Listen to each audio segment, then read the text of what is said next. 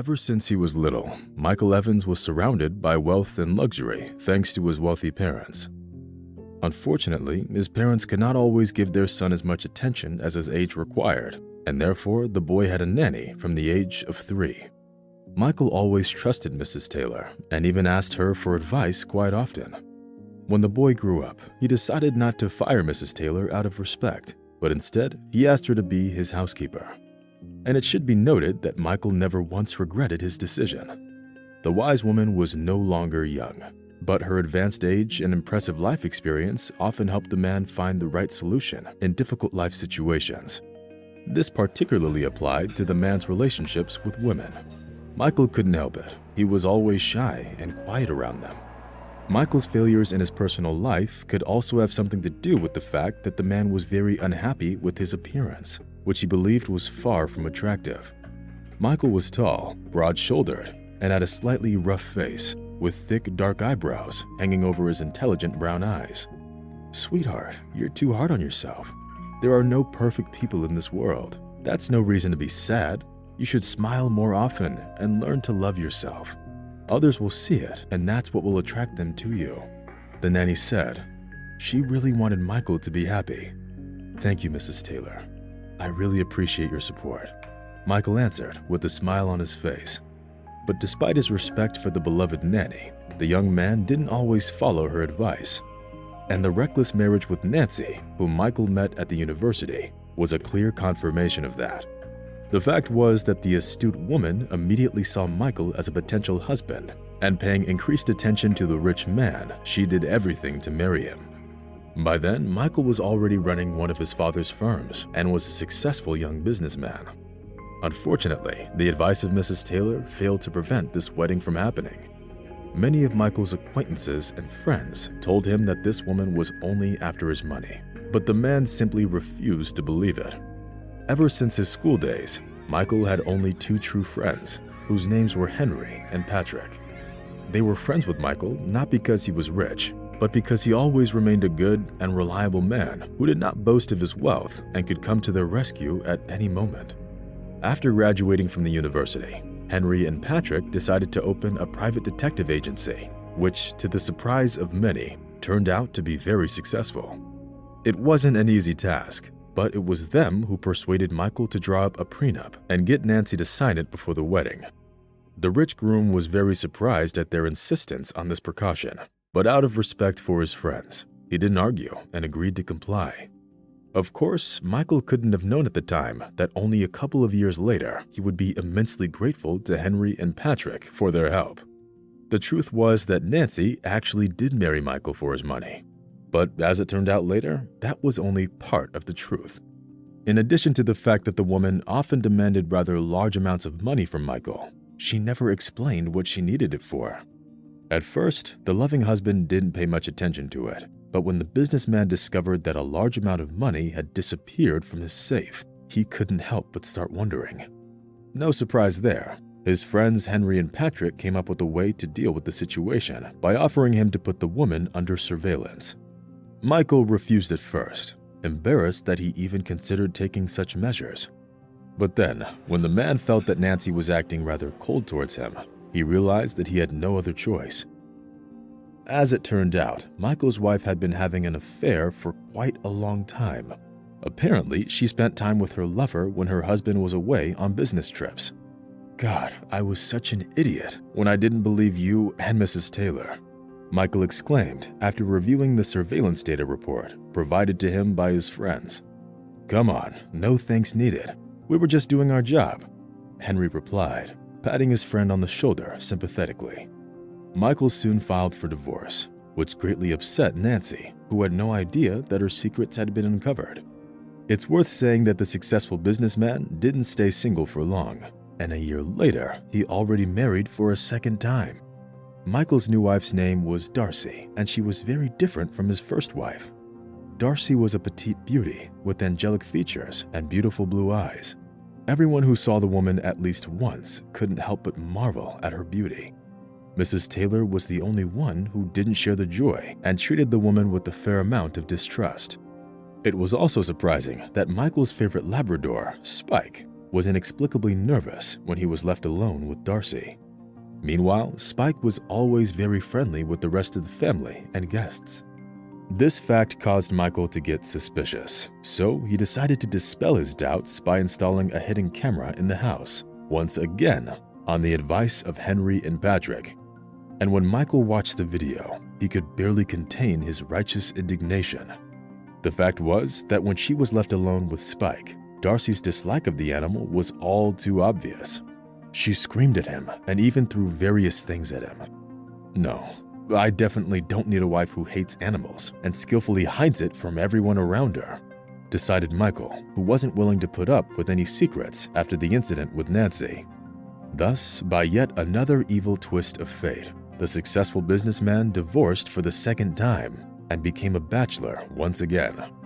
However, this time around, Michael finally learned his lesson, and now he wasn't about to rush into any new marriage.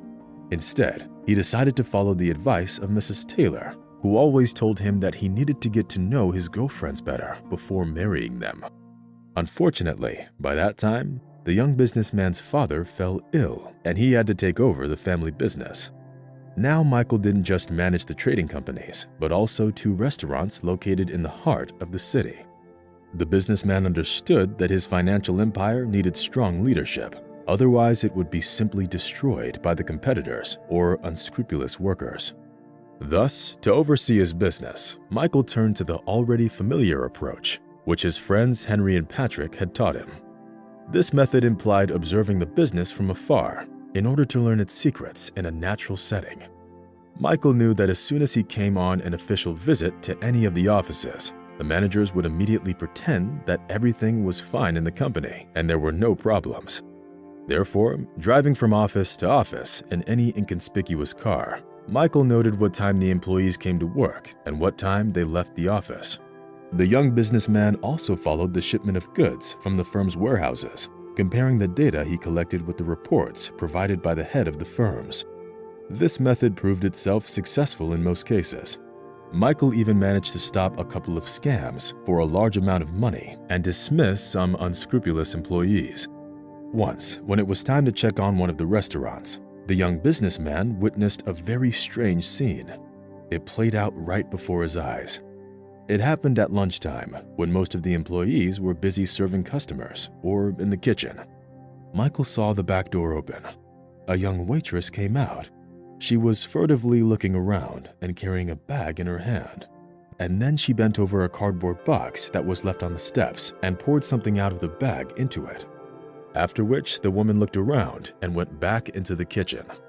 What is she doing? Is she stealing something? Michael thought and got out of the car. Then, turning up the collar of his jacket, he walked over to the box and cautiously peered inside. He was amazed to see that there was a small ginger kitten sitting inside the box. The little creature was devouring the leftovers bought out by the kind waitress with great appetite. Wow, now that's interesting. And what if… whispered Michael, who already came up with an interesting idea. The next day, there weren't many customers at the restaurant, so the young waitress April was able to leave work early. Having opened the back door, she went out into the street and was surprised to find that the box where the kitten was sitting yesterday was empty. Tears welled up on the waitress's face. "Are you looking for the kitten, ma'am?" said someone behind the trash cans. April stepped closer and saw a homeless man holding a kitten. "The poor thing was cold, so I picked it up to warm it up in my coat," the homeless man explained, lowering his eyes. "Oh, thank you very much. That's so kind of you. This kitten's name is Tom.